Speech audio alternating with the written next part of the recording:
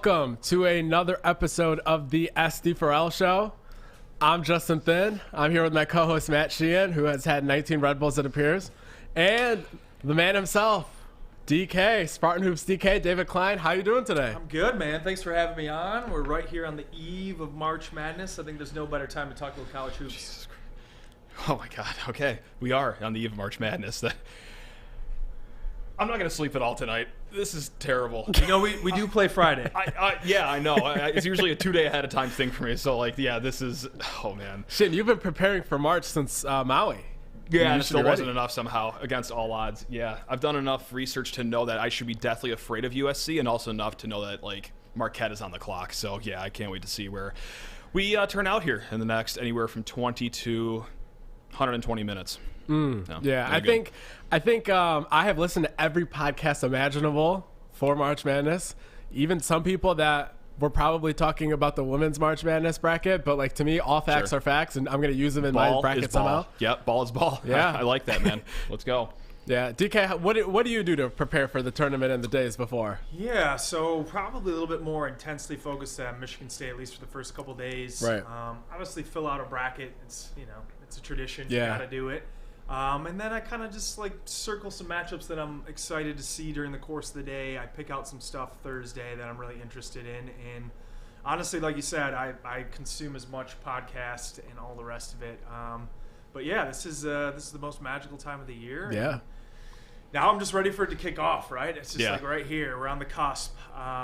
Just got to hold on to our seats and see where this weekend goes. Do you like the first 4 games? And obviously, I know it's a little different because we were in it not too long ago, so we may be biased. But there was some banter online last night of they should just cut these games or expand the field to 128 teams and get rid of the first 4. Oh. Thoughts on that? Yeah, don't want to expand any further than it already is. I don't mind the first 4. I personally will glance in, but obviously outside of Michigan State playing UCLA.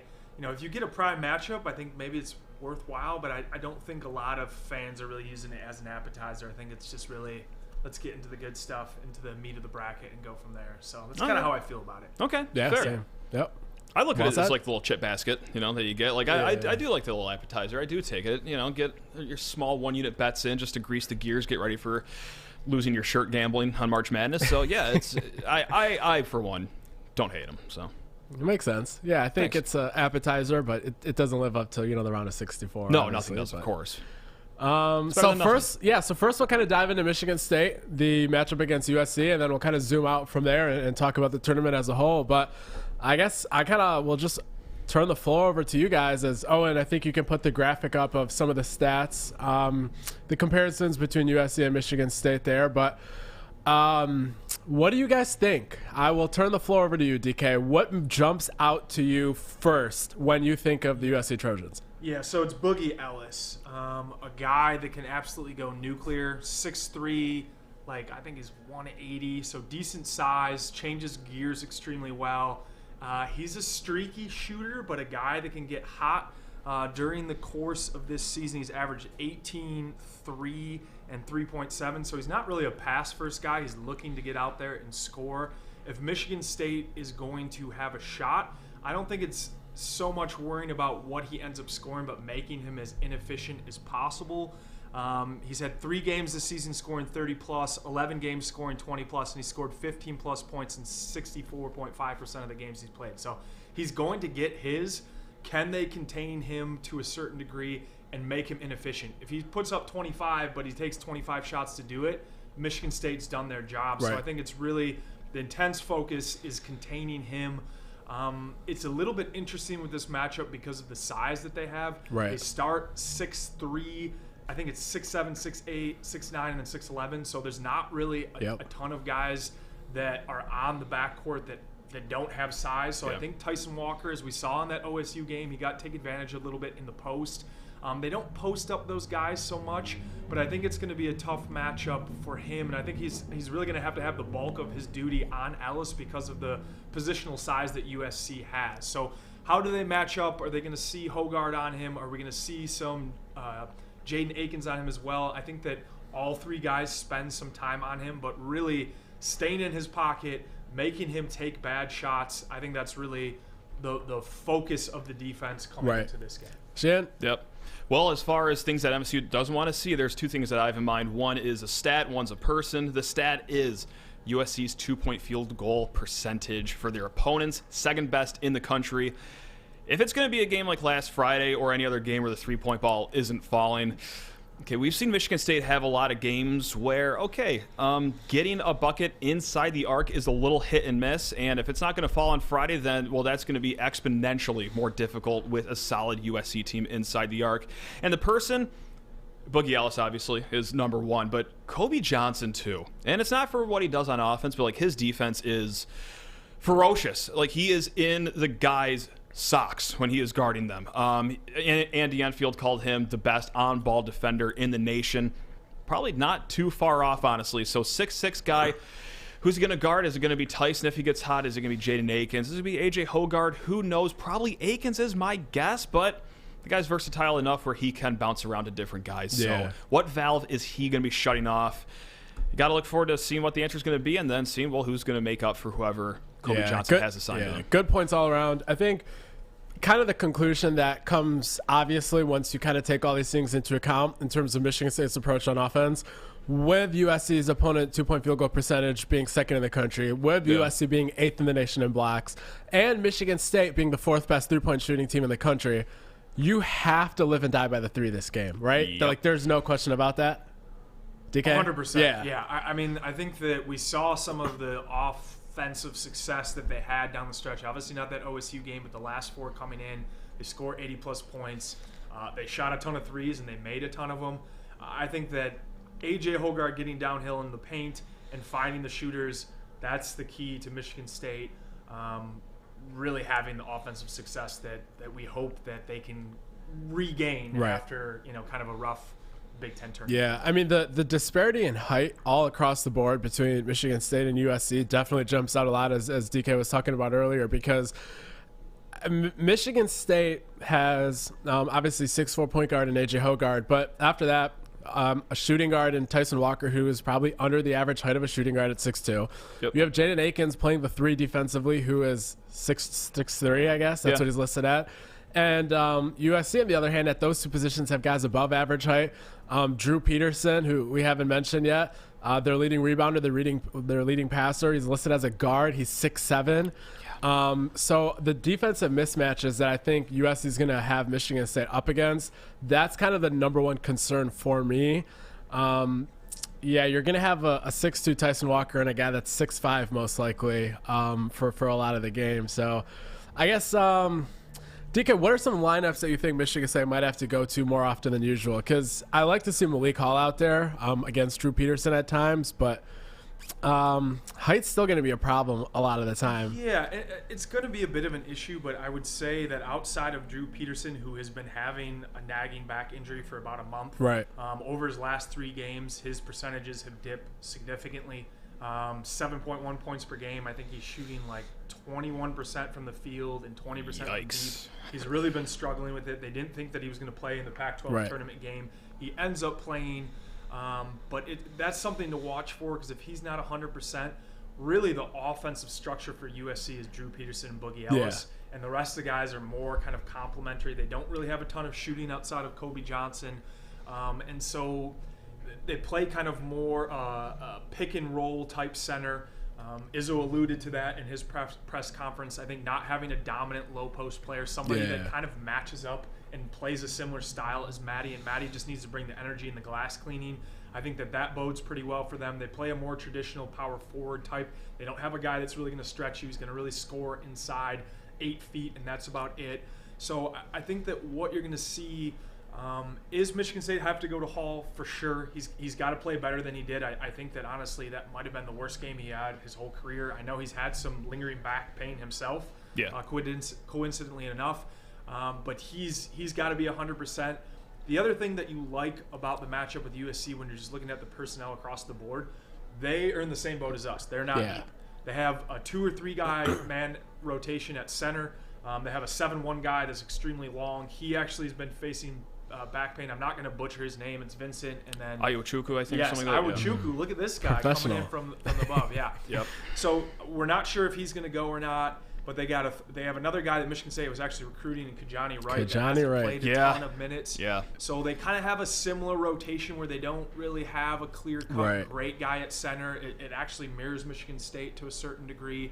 And really they only have one other guy that's playing major minutes off the bench. So Michigan State's in a very similar circumstance. I like the fact that Michigan State kind of spreads their scoring out between 4 or 5 different guys. We've seen kind of during the course of the end of the season 4 or 5 guys hit double digits, and so if one guy's not playing particularly well, you hope that the other guy can step up and knock down some shots. Michigan State obviously shoots the three-point shot a lot better than they do. Right. And again, I think that that's really the key. Can you get enough scoring from the perimeter to kind of outweigh what you're going to have with some of the size differential? Michigan State doesn't really score a ton inside the arc, so even though they block a lot of shots and their 2-point field goal defense is good, they do play drop coverage with their big, which means those mid-range pull-ups that Tyson likes to take off the dribble are going to be there. I think AJ is going to take a couple of them, run some pin downs for Hauser and Akins to be able to get some looks there. So I think that the matchup, at least on paper, bodes reasonably well. Again, the only thing that I really, really am concerned out is if Boogie Ellis shakes free and starts getting hot. Like, he is a guy that can drop 30 on you in a tournament game and see your kind of tournament hopes flash before your eyes. So a Tyrese Maxey is top 1, 2, 3 on the scoring and scouting report. Yeah. That just sounds like a Tyrese Maxey or Ant Edwards kind of a game right there off the surface there. But in another way that Michigan State and USC are similar, in addition to the lack of depth, USC is up and down. They have a great win against UCLA.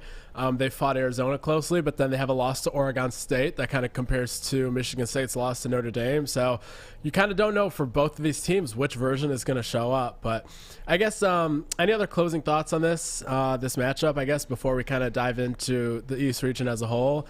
I guess keys to the game, we know AJ Hoggard has to come back. Make threes. Yeah. Make threes. Right. Yeah. Rebound better. The one thing that we didn't touch on, USC is an equally and worse, actually, defensive rebounding team. We don't really send a ton of guys to the glass, but maybe you sneak in and you send Jaden Akins a couple times to the glass, see if you can generate some extra opportunities offensively. And then for Michigan State, I think obviously the defense has to be much better than it was down the stretch. It was really poor. They haven't rebounded well in the last 4 or 5 minutes of games. It's cost them a couple times. He made that an emphasis going to the Big Ten tournament. We didn't really see it. I hope that this last 2 weeks straight should have been focused really on that side of the ball and dig in, contain the one guy that you have to, and I think you got a really good shot at coming out with a win. I just want someone to hold me. That's all I got for you. No, I mean, obviously hitting a lot right there, and it really does come down to the three, and it is going to be another game too, something that us fans love. The lawn twos, they are going to be there. Unfortunately, that might be the best option, though, of scoring inside the arc at least. So, One thing we didn't touch out, too, 12-15 game in Columbus, This Ohio. is true. I know. Michigan State gets to take a bus. Yep. They're going to be playing when they think it's 9:15 on the body clock. That's something that could come into impact, too. And I think, again, Michigan State got a pretty reasonable draw in terms of travel, and this scenario where a West Coast team is traveling. There's really no complaints for me out of the bracket that shook out for the way that they played this season. They didn't earn any better than a 7 seed in my opinion, and they got probably as fair a shake as they've gotten in the last 5, 6, 7 years. And Michigan State is used to playing 12-15 kind of games away from the Breslin, because I think 6 of 7 Saturdays in a row they played away noon Saturday games. Their bodies are definitely adjusted to that for sure. But great points. Defensively, I should point out, USC is 303rd in defensive rebounding in the nation. Very surprising given how their height is used for blocking shots, but I guess different kind of physicality altogether, different kind of hunger and technique. But Michigan State has an opportunity to be one of those teams where you just volume shoot and you get a few of those second chance points, kind of like the mid-majors that kind of make some runs in these tournaments. They don't hit every shot, but they shoot way more than you do, and they get a few rebounds, scrappier. So there's kind of a blueprint there for Michigan State. But is that it? We done with USC Michigan State? Think so. Well said, fellas. I guess you two want to give predictions? Oh man, no, because if I say it, everyone's gonna get mad at me. So no, I never. I'm gonna punt there. Yeah, I wasn't gonna make a prediction. I'm gonna punt. Yep. Yeah. Okay. Yep. Perfect. I'll punt. That's gonna be play wise. Well. If they play well, they can win. I think they're the better team, but they got to show it, particularly after kind of the clunker that they laid in the Big Ten tournament. It's kind of been a prove it to me season, and that's still where I'm at. So come out and show us, because I think that they're good enough to win this game, but. The time has run out. It's win or go home. Yeah, that'd be nice. Yeah, but no, can't predict, especially after I had that fateful video on Twitter celebrating the win against Iowa with 90 seconds left when we're up 13 points. So yeah, me giving a prediction on this game here. USC 85, Michigan State 50. Oh, okay. Congratulations, Trojans, for moving on to the next round. It's in full swing here. No, never. Come on. Yeah. So some other facts here. In the last 15 years. Or actually, I should say the last 20 years, Tom Izzo, the NCAA's best active head coach in terms of performance above expectations in the NCAA tournament. Andy Enfield is third. Most of that is because of the Dunk City Florida Gulf Coast team that went on that run, beating Georgetown, and went to the Sweet 16 in 2013. So either way, these coaches are not necessarily known for flaming out early, but if Michigan State gets to the second round, there we do have a coach, if he can beat Vermont, who is known for flaming out early. Someone that does not have an NCAA tournament win since Macklemore was making music. We have Shaka Smart and the Marquette Golden Eagles. Marquette coming off a very, very impressive Big East tournament. Yeah. I don't put a ton of stock into that because Jay Wright's not coaching there anymore. Mickey Mouse tournament suddenly. Okay. But the people that know more ball than I are very impressed with Marquette. Said they had one of the best weeks in college basketball last week. Tyler Kolek, obviously the name everyone's been talking about. He's got that dog in him. He's good. Allegedly. He's really good. So, I don't know. I think if Michigan State can beat USC, they have a very, very, very favorable path to the Final Four after that. Marquette does not scare me more than pretty much any of. You disagree, Shan? No, you're doing great. You're doing great. Yeah, keep Marquette doesn't scare me as much as any of the other 2 or 3s. I would say 2 or 3 seeds. Okay, I would say that's fair. Okay, yeah. Sorry. Excuse me. Yeah. So in that regard, I think Michigan State has an opportunity here to have a rout of USC, Marquette, Kansas State with a first-year head coach in Jerome Tang, who's done a great job. Yeah. And then either Duke or Oral Roberts, I suppose. I don't give Purdue really any shot to make it that far. Tennessee, I guess, is fourth in net, but key injury there, and Rick Barnes. But that's kind of my overall take on the East region. DK, what do you think is kind of the overall takeaways from this region? So I pulled some of the KenPom numbers just to see kind of by region. We ended up getting the third worst 10 seed in USC, the worst 2 seed in Marquette by the numbers. Right. The worst 3 seed in Kansas State, the worst 6 seed in Kentucky, and the third best 1 seed in Purdue. I don't think that you can ask for, again, a more favorable shakeout than what they got. Right. This Marquette team likes to play fast. He kind of made his name with the Havoc defense at VCU. This is not this team. This is a top 10 offensive efficient team run by a very, very good point guard who's just solid, doesn't turn the ball over, kind of stuffs the stat sheet in both boards as an assist as well as scoring. But this is a team that wants to get up and down, and it's more going to be an offensive type shootout game. Michigan State maybe fares a little bit better when that tempo is a little bit speedier, where you're not going to play as much defense. I mean, we saw the Iowa game. Obviously, it ended in travesty, but that type of speed and play and Michigan State getting up and down like they did the last 4 games of the regular season, I think that probably bodes better for them than if they got into some type of defensive half slugfest, and we've got to watch this team try to grind out offensive possessions in the half court. That's just been a bit of a struggle in the beginning of the season. We've seen it in the middle. We saw it in this OSU game. They really took the air out of the ball. I think if you're going to have a matchup against a team, what do you want more, offensive-minded, defensive-minded? To me, for this team and the setup that they have, I think you want a team that's probably better on the offensive side of the ball, because at least you're going to be going up and down. You're going to be getting shots up. Michigan State's the better three-point shooting team. Again, they're top 4 in the entire country, so we can say that about a lot of teams. But I think for this matchup, if they're to get there and see Marquette, I think that you have to love that Izzo has the experience to be in that spot. I think the day turnaround on that game probably favors Michigan State for how many times he's played in the tournament. And yes, Marquette is a very good team and more than capable of making a run. But I think that on paper, no dominant big again.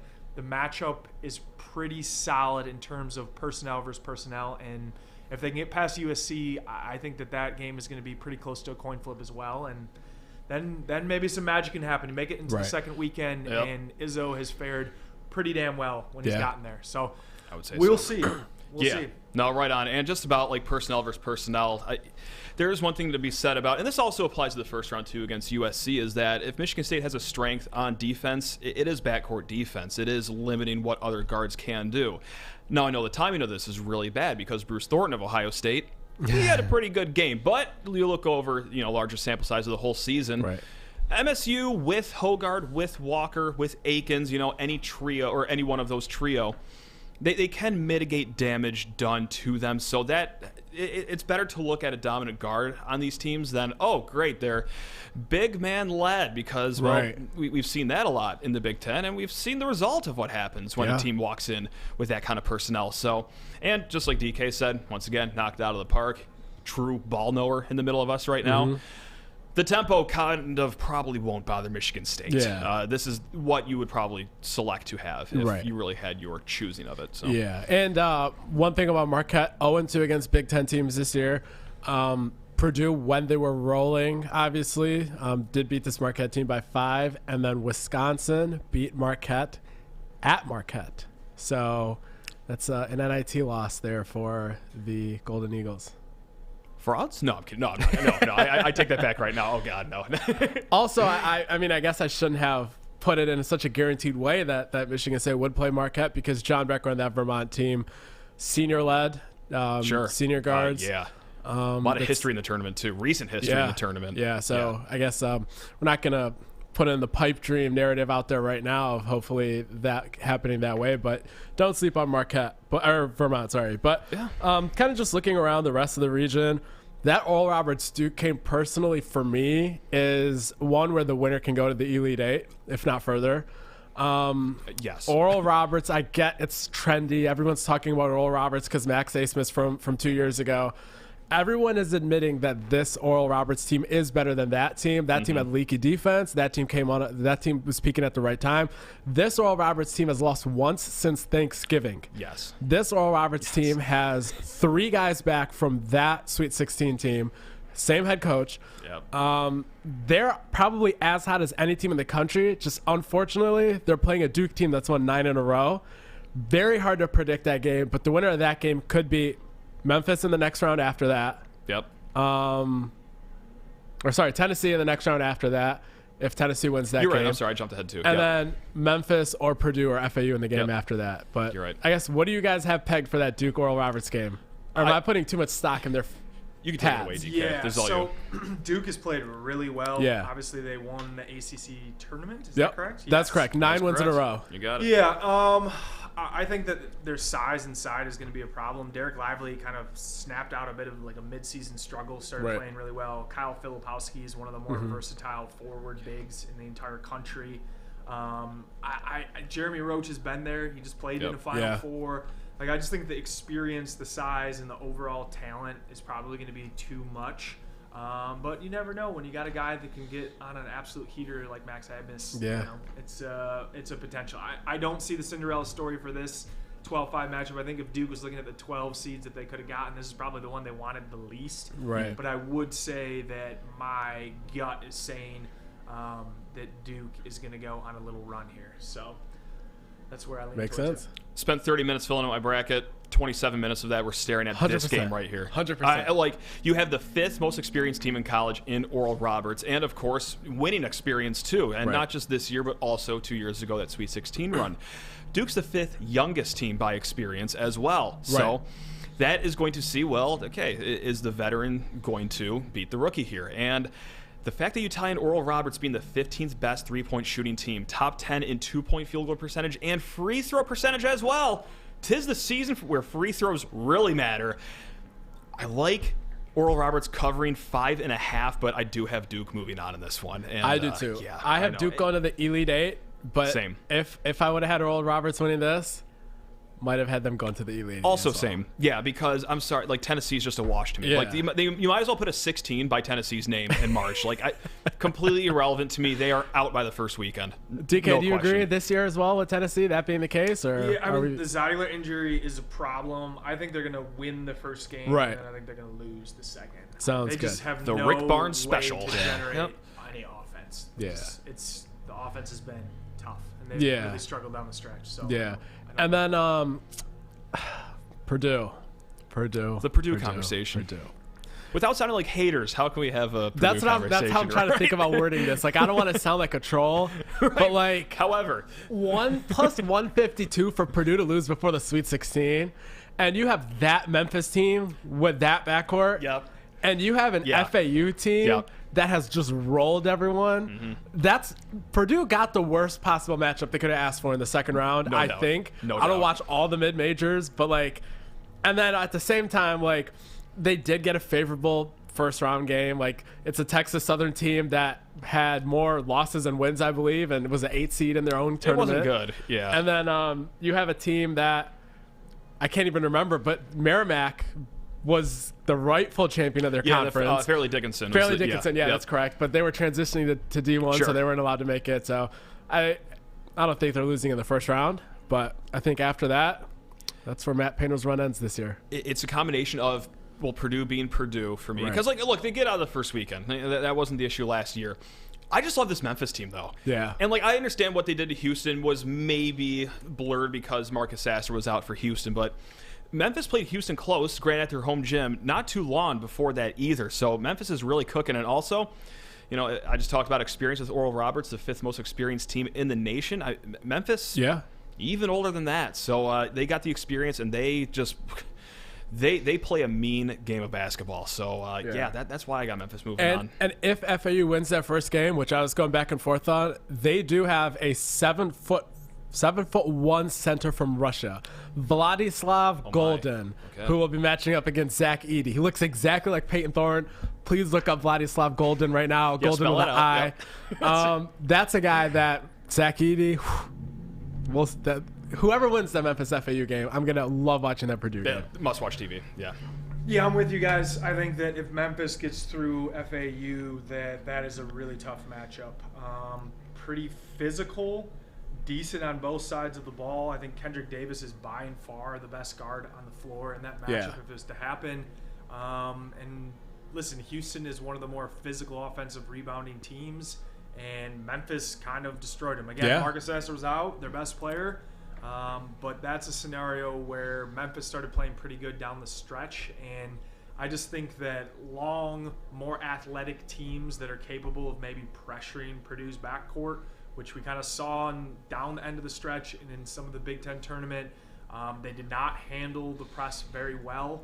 And if you can match up a little bit with Edey's size and pressure the guards on top of it, I think it's a recipe for a little bit of a disaster for Purdue. So can they get by? Possibly, but I also in my bracket do not have them making the Sweet 16. And then if they get it, I think Duke is going to be there waiting, and Right. I think between Lively, Yeah. Filipowski, and even a little bit of Ryan Young, he's going to come in there and Yeah. get 3 or 4 fouls. Big time I think guy. that they have enough in the front court, and Duke is again going to be able to get up in you a little bit on some of the guards. I just don't see them getting past the Sweet 16 if they're to make it this year. Yeah, definitely. And then kind of the last thing here, Memphis, they have played the A1 seed 4 times this season. 3 against Houston, 1 against Alabama. They lost to Alabama by 3. They beat Houston once without Marcus Sasser, and then it was a dogfight the other 2 times. So this Memphis team is as tested as anyone in the country. So that kind of puts a bow in the East region. I guess I might as well wrap it up by asking, who do you guys have escaping the East region? I actually have Duke, Okay. which pains me to say, but I just like the way that they've been playing. I think that, between Lively and Filipowski, that's a really nice front court.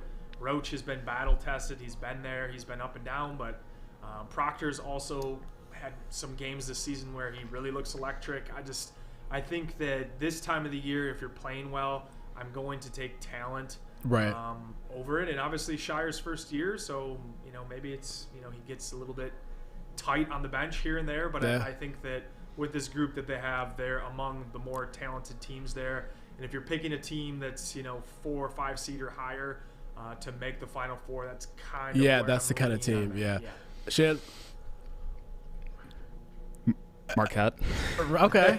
Marquette. Yeah, I just love the way they're rolling. It kind of reminds me of the Kemba Walker UConn team that just rolled through the Big East tournament, and then they just kept the hot hand going through the NCAA tournament. Tyler Kolek, I unfortunately think is that dude. Now, with that said, I don't want everyone to be upset at me. Like, I do think if there was a Michigan State versus Marquette game in round 2, if there was, the winner of that goes to the Final Four. But unfortunately, I'm going to favor Marquette here. I would love to be wrong, though. Love to be wrong. That's fair. Yeah. That's fair for sure. But Marquette. Yeah. I'm personally kind of debating between Duke and Kansas State, but I just don't know enough about Kansas State.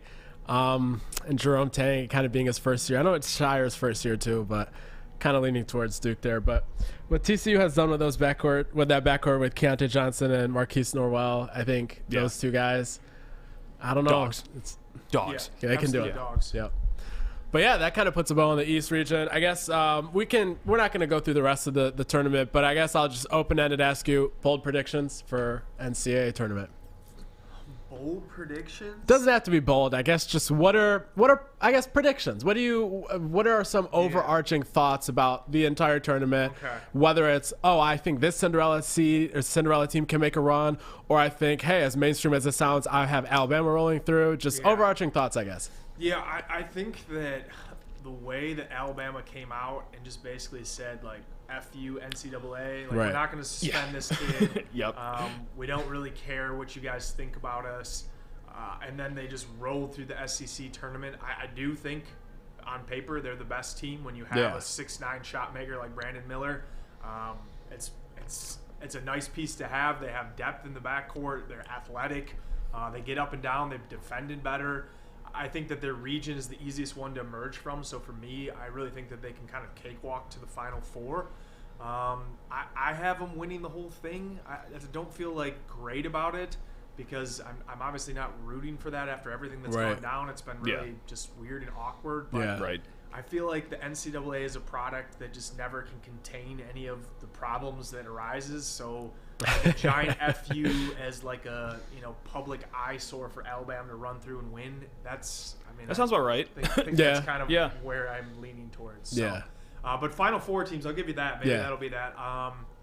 Again, I have Duke coming out of that region, so Alabama and playing Duke, and then the other side I have Texas and I think Kansas. I think we see another Texas and Kansas game. And I have Alabama playing Texas for the national championship. Okay. And Texas is kind of a good story, too, right? The Chris Beard shit kind of was like weird. Like, he definitely deserved to get fired. I'm actually surprised that they did it, like being down in Texas. Right. He was hired by Ole Miss in the SEC. Right. Less than a month afterwards. Yeah. Yeah. So I think that they've been playing really good ball. They obviously destroyed Kansas, and Kansas looked pretty good for long stretches this season. So I think they're playing hot at the right time. They're kind of rallying behind their new coach. And I think that that's maybe a storyline to watch too. You lose your coach in the middle of the season, that could really have gone, in the deep end, and they found a way to kind of strap themselves back together, playing good ball at the right time. And I like the region that they have as well. So I think those are kind of where my thoughts are. And Rodney Terry's glasses. You got to root for Rodney Terry because of those glasses. Shan? It's I think my hot take is that, like, I don't really have a lot on here. And, like, this is a really stupid year to have such a chalky bracket like myself because it's so open this year. But, yeah, like, in the East region, I have no first-round upsets. Like, even the 8-9 game, I have the 8 seed winning. So, and that's all the way up to the Final Four. I got 1 Alabama, 2 Marquette, 1 Kansas, but the spicy one I have is a team that, like, no one's talking about. Like, they might as well be a 10 seed with how little attention they're getting. Xavier. I got a Xavier in my Final Four just because, well, I feel like no one's talking about them, and that's how you win your bracket pools right there. Or lose them in the first weekend. That's also another good way to do that. But, look, top 10 offensive efficiency team, top 10 efficient field goal percentage team, and also 7-footer Jack Nunge, or Jack Nunge. I always screw up how to say his last name. Nunge. Nunge. Yeah. Throw that hard E at the end of that. I like that. So if there were to be a matchup against Trace Jackson Davis in the Elite Eight, like I suspect, maybe you could limit the damage there of what TJD can do. So, yeah, that's my really out on a limb is number 3 Xavier going to the Final Four, which could be really stupid. Yeah, I think it is because Iowa State's going to beat them. No, I'm just Zach kidding. Fremantle injury, that's the tough part where you circle it and say, like, okay, probably their second best player this season, losing that. I think that's maybe my only hesitation. Otherwise, I agree with you. I really like this Musketeer team. I guess shout out to Sean Miller. I mean, he landed back. Kind of. I don't know. Yeah, I was thinking about that today. Shout out. No shout out to Sean. I speak for the podcast. The official statement is no shout out to Sean Miller. Okay, listen. I like his time at Arizona, dropping bags, whatever. Like, he never got really in trouble for that. He got fired, but he didn't really get in trouble. Again, it just comes back to the NCAA can't enforce any of the fake rules that they have. My problem was why should he play by them? Because nobody else really is, anyways. My problem with Sean Miller goes beyond that. Okay, it's as Mark. Shout out to Mark Titus for bringing this up. Okay. Coaches that sweat too much. I was gonna say, is it the sweat? Okay. Yeah, just sweating all the time. Just get it together. I think maybe in the same boat as Shaka Smart, guys that left for bigger programs and didn't really succeed. Like he had one run, I think, with Arizona, and then really it was a bunch of underachieving, despite the fact that he recruited really well. Kind of the same thing for Shaka Smart, except he didn't have a run. And now they've returned to maybe more locally geographic programs that they can kind of just buy back into what got them there in the first place. And so I like kind of seeing sometimes the coaching arc when it goes way high and then they tank out and then now maybe they're leveling out. So, I think he's a grimy dude, but at the same time, like. Yeah. Right. I was having that debate with myself. I was like, is this a Sean Miller redemption story? Like, was he? It's like, oh, well, he was put in a tough situation in Arizona. Wait, was he? No, actually, he wasn't. Now that I think about it, it's like, I don't know. So, like, his assistant coaches got fired and prosecuted. He avoided it. So I don't think it's like a good guy story. But in terms of just pure basketball, you have to like a guy returning back to a place and then getting them right back. Like, into a top 4 seed. 100%. But I know how stupid this is with the injury and then also getting just absolutely aced out of the Big Ten East Championship game by Marquette. But whatever. Marches for stupid moves. What I've learned is that Sheehan is going to be rooting for Will Wade and McNeese soon, based on what I'm hearing here. Wade cuts fat checks. But yeah, so I guess I'll be quick here. Some of my takeaways: I have Kent State beating Indiana. And then beating Drake in the next round after that. All right. I didn't have too many upsets this time around. I do have Furman over Virginia. I have that one as well. Last time that Virginia team looks cooked, and Vanderplas is injured. Right. And what happened the last time Virginia lost the forward right before the tournament? UMBC. But it's not going to be as dramatic this year because they're a 4 seed. But, so kind of just looking around here. One observation. If Alabama does somehow go down kind of early, which none of us have them going down early, I believe, Alabama gets the most production in the nation from underclassmen. They play possibly a San Diego State team that has 9 of their leading scorers all as seniors. The Mountain West is a fraud conference. So this will not come to fruition. Correct. But still, that is the biggest lopsided distribution between freshman production and upperclassmen production in the entire tournament. That little nugget he just that was nice. That was nice. However, and he caught himself too talking about a Mountain West team who I believe should be a one-bid conference. I'm sick of just watching the Mountain West just poop on their shoes every single March. But I digress. I'm not upset about it. It's fine. Yeah. But I guess my final 4 is Alabama, Duke, Gonzaga from the bottom right, and Houston from the top right. Houston, Atlanta, Vegas. There you go. Nice. Yep. Who do you have winning it all? I have Alabama winning it all, but I also found a new stat today. And this might have me change it. The top overall seed has not won the NCAA tournament. Actually, this is vacated now, but 2013 Louisville was the last decade. Wow. It's been a decade since the top overall seed won the NCAA tournament. Okay. So they're due. They're due, though. That's how I see it. This is true. They're That's due. how I've justified it to myself as well. You're the guy that chooses red when blacks come up 3 times. 1,000,000,000%.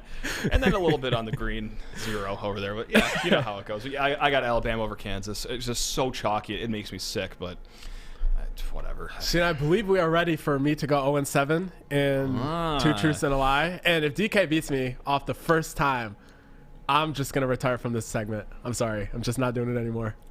Mr. Thin, Mr. Klein. Yep. Welcome to 2 Are Facts, 1 is Whack. This will be the last one if you got to hit the road. I do got to hit the road after this. So all right, so we'll make this quick. I'm going to say 3 statements. To our facts, one is whack. It's up to you, gentlemen, to decide which one is whack. Is this sports related? Yeah. Oh, this is. This is Tom Izzo in March Madness related. Okay. Good friend. All right. Are you gentlemen ready for To Our Facts, One is Whack statement number 1? I suppose. Yes. Sure. Tom Izzo has reached a Final Four more than he has lost in the first round of the NCAA tournament. Statement 2. Tom Izzo is north of 500 in March Madness against Pac-12 teams. Well, those are pretty easy to start with. Number 3. When coming off of an opening round loss in the Big Ten tournament, MSU has made the Final Four more often than losing again in the first round of the NCAA tournament. Okay, so the first one is 100% true. I agree with that. Because Tom Izzo has lost in the first round of the NCAA tournament 5 times, I believe. And he has made 8 Final Fours.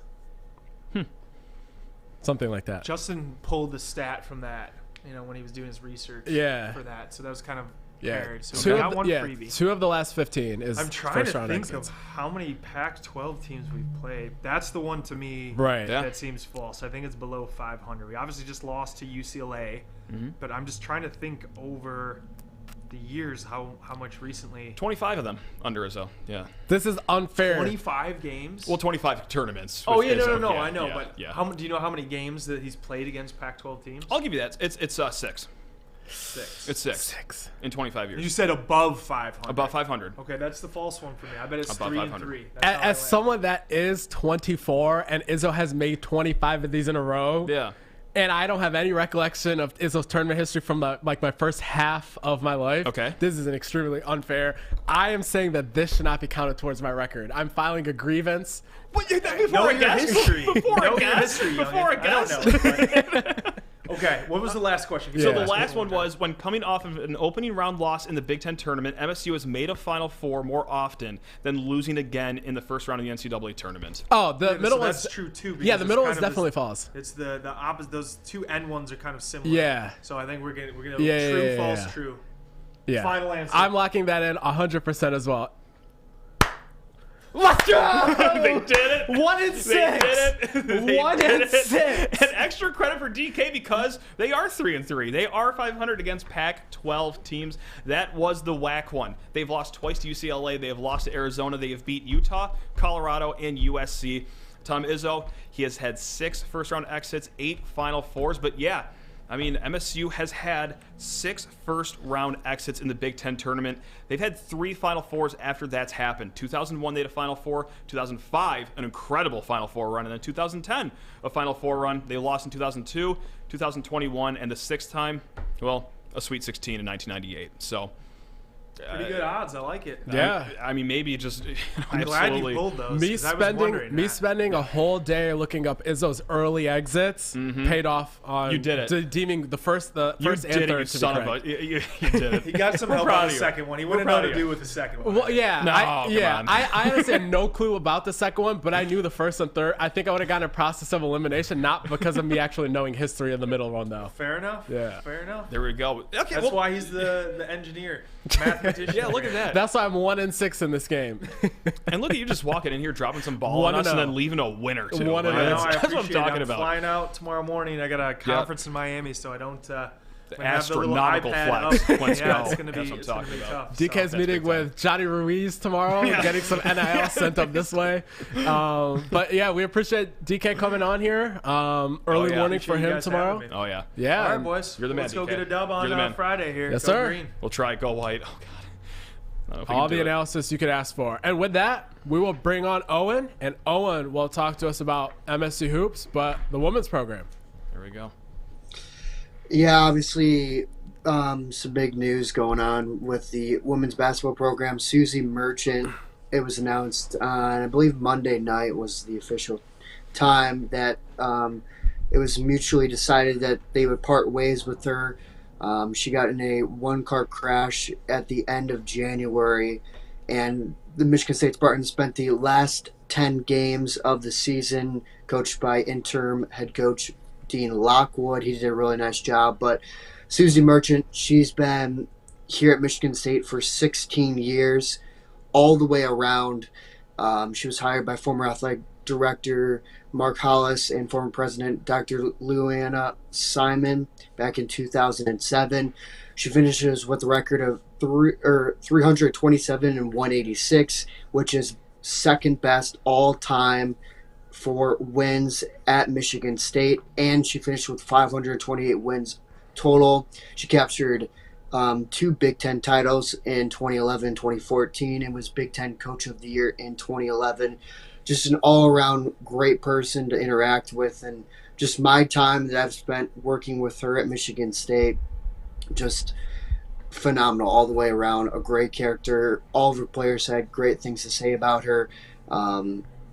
It's just unfortunate the way she had to go, and her doctor spent a lot of time and did a lot of tests on her, but unfortunately they decided that it was in her best interest to not continue as the head coach of Michigan State, and we wish her well. And they will conduct a national coaching search coming up, and interim head coach Dean Lockwood will run the program at the moment. But either way, hats off to Susie Merchant, everything she's done, and she's worked alongside Tom Izzo for a long time, and those two have really grown close, and she's been a figure in NCAA women's hoops for a long time, and we wish her the best, and she did a fantastic job here at Michigan State, and now she gets to be a full-time mom, and she's got 2 sons, so she's going to have more time to do with that sort of thing, and hopefully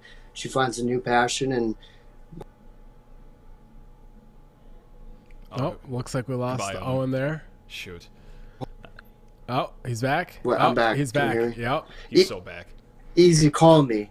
Easy call me while I was so that's on him. But so I mean that's pretty much it. Yeah. She did a fantastic job, and we wish her the best.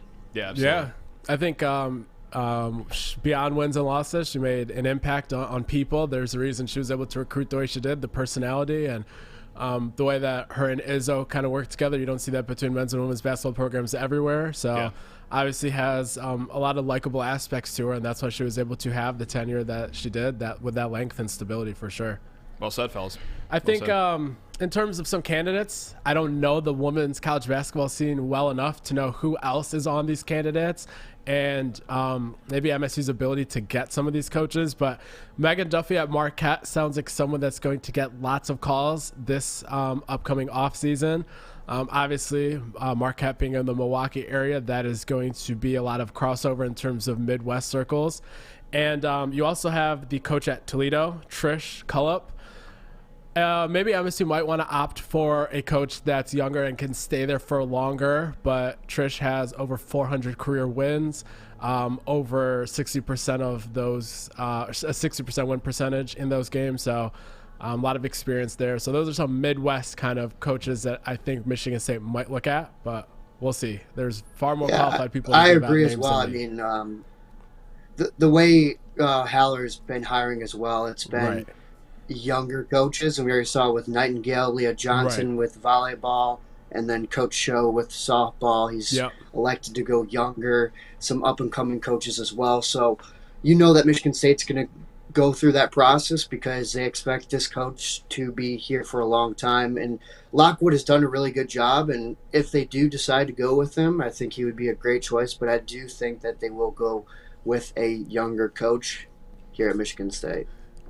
And I would agree with that decision. You want to find the next person that can stay there for 15, 20 years if I'm an AD, but I guess we will leave those decisions to smarter people than I.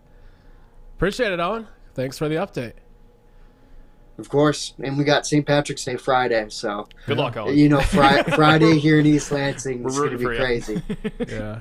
Godspeed. If this is our last time talking, it's been real, man. It's been a blast. So Jeez, have a great time, man. Be safe out there. I don't know if I'll be back. It's East Lansing. Dude, I'm just saying, if Michigan State wins, there's going to be couches burning. I don't know where.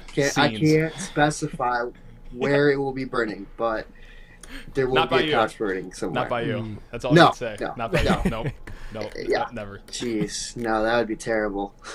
The post-Duke couch burnings, probably the best athletics-related moment on campus during my 4 years there. Yeah, for me, it was the 2013 Big Ten championship game. I think Couch burnings after that? Sorry, go ahead. Were the couch burnings after that? I think it was something like 96 confirmed fires or something like that, and those were the confirmed ones. Like it was bedlam out there. But I had to stay in my house because I work for the state news, and my duplex on Spartan Avenue became the hub since the office was shut for some reason. So I was just holed up. You should have became a photojournalist. Not committing that arson. day. I know. Yeah. No, I couldn't commit arson like a cool person. I had to sit in and actually do my job. So that's a bummer. But now my job is to hand out some flowers to end this show. You like that transition over there? That's a great transition. Let's hand them out. And hey, 'tis the season. It's March Madness. Let's start, paying more homage to March Madness heroes. Jarrell Summers is who we are giving our flowers to today. And look, one of the most dynamic athletes at Michigan State. But we're not going to talk about just his high-flying dunks or what he did during that 2009 Final Four run. We're here talking about what he did in that 2010 Final Four run, the one when Kalen Lucas went down, and, well, it wasn't looking too good for the Spartans. Or was it? Because Kalen Lucas, okay, New Mexico, when Kalen Lucas was still playing, Jarrell Summers still had 14 points, second highest on the team when Kalen Lucas had 25 points. Kalen goes down. Okay, against Maryland, Jarrell Summers says, hey, you know what? How's 26 points? How's 6 of 8 shooting from 3? Against Northern Iowa in the Sweet 16, how's a team high 19 points, 4 of 9 from 3? In the Elite 8, how about a team high 21 points, 4 of 6 from 3? He had a team high in every single game. Kalen Lucas was not there. Kalen goes down. Too bad. I hope you guys like Final Fours anyway, because I'm taking everyone to one right now, said Jarrell Summers, and he did it, averaging 22 points on 60% three-point shooting for back-to-back Final Fours in the program. How many times can you say that? Not too much, unless you're Michigan State. So yes, Jarrell Summers, take the flowers. You deserve them, man. Hope all's well. Very well said. I try. Very well said. I try. God, what an exciting team that was, though. And I know you were like 6 when this happened, but like, man, that run, I can't even speak. Yeah, I can't even speak. It was beautiful. March Madness, the best time of the year, and the worst time, but the best time, also the worst. Wonder who the heroes are going to be in this March Madness. I think I know people's names go to the Max A. Smiths because he's done it before. Yeah. People's names go to kind of the guys that are like top 2 or 3 in National Player of the Year like voting in terms of Zach Edey and sure those kind of guys. But could be just one shot though, like Chris Jenkins or that's true. Ali Faroukhanamesh from Northern Iowa back in the day. Like, man. One thing I noticed this year's tournament, like, even the Cinderella stories, like all those teams are legitimately good. And maybe that's always the case when we're looking at it in a vacuum. Yeah. But like the game is so more like level right. now. Like you don't have to convince yourself to pick some of these upsets. Right. Like you can feasibly see these teams making a run. Yeah. I think that makes it so much more fun. And like what's different is like the gap between like a 3 and a 14, like how it was. There's a gap, but it was kind of close. Like that's what like the 2 versus 15 feels like now. I feel like the 15s have gotten so much better, the 14s so much better. Yeah. I mean, well, obviously UMBC, the 16s got better that year, but yeah, it's going to be a fun tournament. I wish again I didn't go as chalk. Don't go chalk in this tournament. Can I just say one more random thing too, like why I would love to go to a Final Four? I mean, all the pageantry and your team's great and everything like that. The Final Four logo this year is so sick, and I need a hoodie with that logo on it immediately. So, I need to look this up. Here, let me just throw my laptop over there. It's like space themed. It's what the kids call cool. Oh, okay. Yeah, is that what words you guys use? I don't know. Maybe kids in the 40s. It's swell. I think there's lots of other reasons that Final Four might be intriguing as well. No, I think just fan gear. That sounds about right. Yeah, that's but all. It'll be an interesting tournament. Starts tomorrow at 12:15, and then Michigan State plays Friday at 12:15 Eastern. I'm sure, Shin, you have all of your calendar blocked off for the afternoons of each of the next 2 days. With meetings, yeah. Yeah, important meetings. So important you can't believe it. Unbelievable. You can't believe it. Just all the touch points, all of the doing all the kickstarts, yep. Product launches. Yep. TPC report. I don't know what other. Corporate America is not going to get its return on investment for your salary these next 2 days. I have a feeling. You're right. They're going to get double it. That's right. Yeah, let's just hope you don't lose that whole salary betting. That'd be great. Not likely. I but probably that'd be put way too much money on Purdue to lose in the round of 32 or earlier. Nah, come on. But plus 152 odds is free money. Like, what do you expect me to do? Or like the guess the Final Four teams like parlays where it's like bet $2 to win $1,607. Like, yeah, I'm gonna throw in a few of those tonight. Yeah, me too. Colgate's gonna be the first thing I put in there. Hey, turn no, up. I'm just kidding. I don't know. Hey, my son's got Kennesaw State in the national championship game, so I don't like that one. Yeah. Same on your son. He doesn't have a crazy not champion. Not a ball knower at all. Yeah. Well, he at least has a single-digit seed winning. He's got Creighton winning the whole thing. So. Baylor Shireman season. Yeah, he loves Blue Jays apparently. So that's. I can see it. Yeah. Creighton was the preseason favorite to win the Big East. He knew that probably. Of course he did. 2-year-old son. Yeah. Was hip to that. Yeah. I think that region right there, I should just say that quadrant of Baylor and Creighton, one of those teams coming out to the Sweet 16. That's electric. One of the most fun ones there. That Penn State that Penn State Texas A&M game. Yep. That one, Must it's interesting. Texas does not have an easy road. No, even Colgate's a tough game. Right? Yeah. Honest to God, yeah, that's tough. Yeah, if Colgate was playing a 3 seed, not named Gonzaga, I probably would have had them winning their first game of the tournament. Sure. I'd probably make it 2, honestly. Yeah. And then they play Texas A&M or Penn State's winner. It's interesting. Lot of factors to watch. UCLA, how far can they go with Jalen Clark injured? Gonzaga, a lot of people sleeping on them. Is this the year that they surprisingly out of nowhere get that title? I guess we'll see. But it starts tomorrow, and we won't have to wait much longer to get the answers to some of these questions. I hope so. They're you know what? Yeah, no one's listening anymore. I'll just keep going. Yeah, absolutely keep going. On Colgate still. Yes. Colgate Dogs for Life now is the show we're doing right now. They have the most fascinating set of stats I've ever laid my eyes on. They are the number one 3-point shooting team, 40%. 40%, which is insane. Their free throw shooting percentage is 66% as a team. How does that make sense? Like, usually there's a little correlation between 3-point shooting and free throw shooting. Like, it's never perfect, but at least it's not too far off. That is a abysmal free throw percentage, tied with like a biblical 3-point percentage. So like, I can't make sense of them, which makes me even more excited to watch them tomorrow. I think they're just not interested in scoring baskets that do not amount to a lot of points. I like that, actually. Yeah. Commitment to the bit. Right. Yeah. Mm-hmm. Yeah. That kind of reminds me of the discrepancy of USC being 8th in block shots and 303rd in defensive rebounding. Yeah. Just wasting their height on defensive rebounding. Yeah. But they'll block that shot. Yeah. They'll block it, but you're going to get the offensive rebound blocks after. Make the highlights. Yeah. Rebounds, they ain't making the highlights. So, yeah, I get it. Maybe we can get week 1 Mari Sissoko out here. Oh, please. I'd pay money for it. I would literally pay money for that. Yeah. Out of pocket. Yeah. I mean, if you have an active Mari Sissoko in this game against a 303rd defensive rebounding kind of a team, instead of him playing like Carter Elliott, oof. Oh, it's a whole different tournament then. Just gonna be an electric experience on Friday. That's our show. Yeah, that wraps it up. That's it. And we'll talk to you next week. Either Sheehan will be making plans to go to Houston, or I don't know, he might not even be here. Be walking to Madison Square Garden. Because I will have lit my car on fire in celebration if this weekend goes his right. His car and his couch will be gone. Everything. And, all furniture. I guess Shin will see you guys in New York. And with that, thanks for listening to this week's episode of the SD4L show. I'm so scared.